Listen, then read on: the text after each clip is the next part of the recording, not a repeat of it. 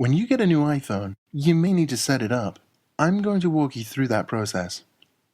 Don't worry, setting up your iPhone is easy and simple. Everything here can also be changed later after the phone has been set up. If you haven't bought your iPhone yet, I recommend that you ask them to help you set it up in the store. It's easier, and if you don't like it, you can easily change it in settings later. It allows you to begin using your iPhone right away. All current generation iPhones function pretty much the same. This video will be very useful for any iPhone. For the purposes of this video, we'll set up an iPhone 4S. Throughout these lessons, I will be following Apple's official instructions. These can be found at www.apple.com/support/iPhone. It is best to think of your iPhone as a tiny computer. First, you need to turn it on. The power button is in the top right corner of the phone. From now on, I'm going to refer to that button as the sleep-wake button. Once you see the Apple logo, your phone is on. It will take a minute for it to boot up. To prevent the accidental pressing of buttons in your pocket, the iPhone requires you to slide to unlock.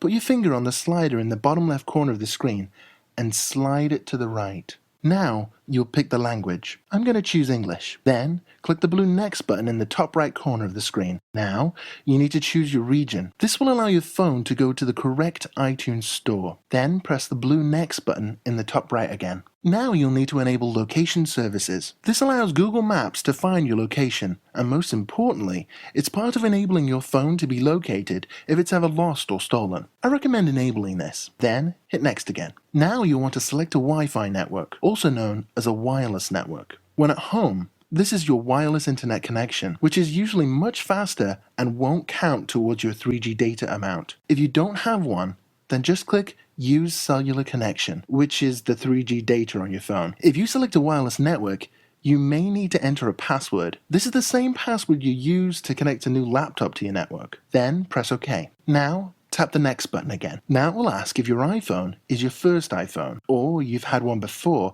and would like to restore it from backup. Restoring an iPhone from backup will pull all the settings and data saved on your old iPhone and put it on your new one. If you're upgrading, I recommend doing this, although it can take a couple of hours, so you should be aware of that. Restoring from an iCloud backup means you set up iCloud on your previous iPhone and chose to back it up on the internet with iCloud instead of your computer at home. If you just want to start using your iPhone, just click Set Up as New Phone. You can always restore it later if you want to. Then tap Next. Now it will ask you for your Apple ID. An Apple ID is your iTunes Store username or email address. If you've bought something from the iTunes Store before, you have an Apple ID. That's what you're going to use to sign in here. If you don't have one, you can set one up for free on your phone right now. The iPhone is a great place to do this. It's safe and secure. Then you'll need to agree to Apple's terms and conditions. Tap the blue Agree button in the bottom left corner of the screen. Then confirm by tapping Agree. Now you need to choose if you want to use iCloud.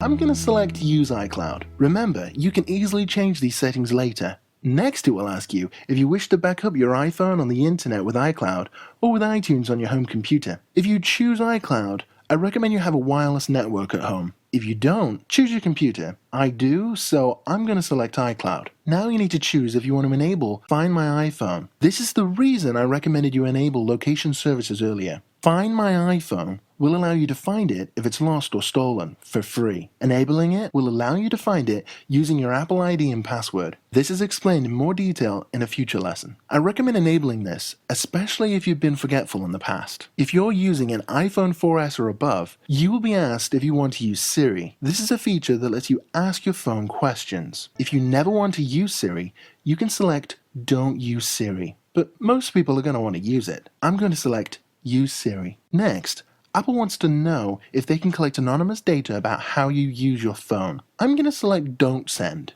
Either choice will not affect how your phone works. It will not affect your battery life. This information is sent each time you sync with iTunes. Registering with Apple makes life easier for you if your phone is new. It means your name will already be in the computer if you call technical support in the future. Then click Next. And we're finished.